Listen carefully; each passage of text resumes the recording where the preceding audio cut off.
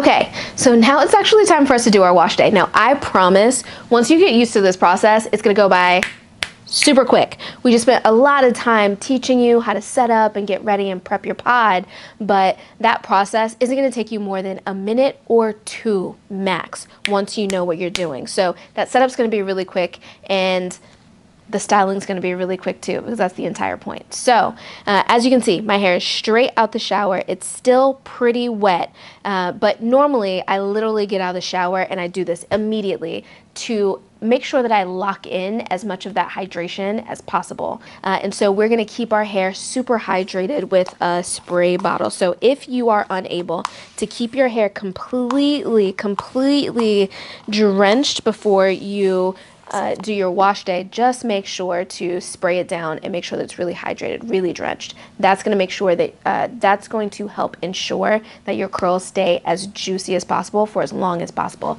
That helps you to extend the time between wash days. So instead of having to redo your wash day every 2, 3, 4, 5, 7 days, you can go longer periods in between, and that just makes all of our lives so much easier, right?